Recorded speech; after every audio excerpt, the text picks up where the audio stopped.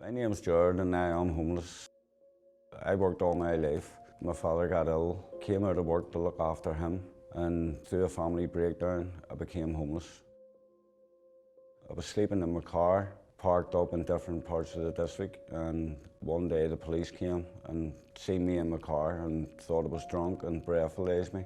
And then they realised that I was homeless because all my clothes and stuff was in the car, and explained to them what had happened. I didn't know where to go, and they put me on the Simon Community. Simon Community Northern Ireland exists to support those at risk of homelessness or those experiencing homelessness.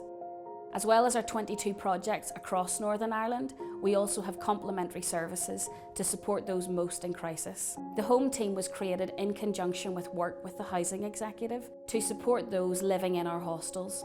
We had to recognise that hostel living isn't appropriate for all people that walk through our doors. So it's creating an opportunity for those who maybe hostel living isn't suitable for, that we can look at the solutions that are best for them to get them into somewhere that they can call home. Simon Community Northern Ireland and the Home team work with people and families from all walks of life. They all have different stories to tell and different set of needs, but also a different set of dreams and aspirations. So it was quite obvious to us that a one-size-fits-all solution was not going to suit everybody.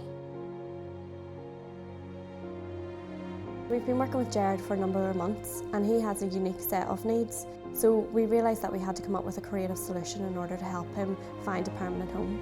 Now I'm living with the Simon Community. I've got somewhere to stay, but the downfalls is I have to meet my son in the town because I can't bring him to the Simon Community. That's one of the downfalls of being homeless. For someone like Jared, there were no other options. He was facing a life in temporary accommodation, which wasn't only unsuitable for him, but also unsuitable for his son. We met with Jared and we discussed what was most important to him, what were his needs. Previously, our work would have been matching someone with a house, rather than matching the needs of that person with that property.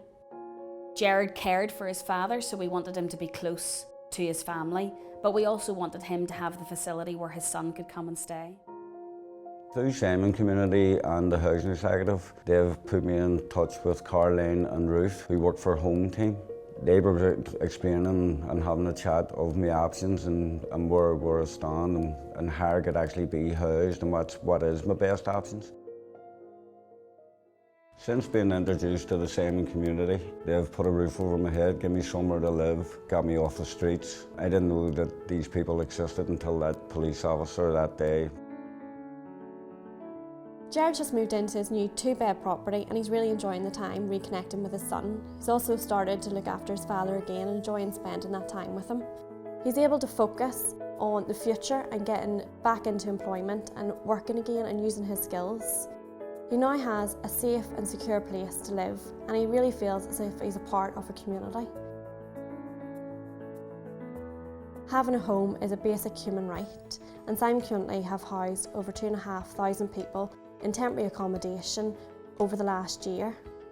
Ending homelessness is a priority for Simon Community, and we just have to keep working at it, securing permanent accommodation for one client at a time so we can ultimately achieve our goal. They found me a suitable accommodation, 2-bedroom house close to my family and where I can bring my son to at the weekends, of somewhere I can actually call home.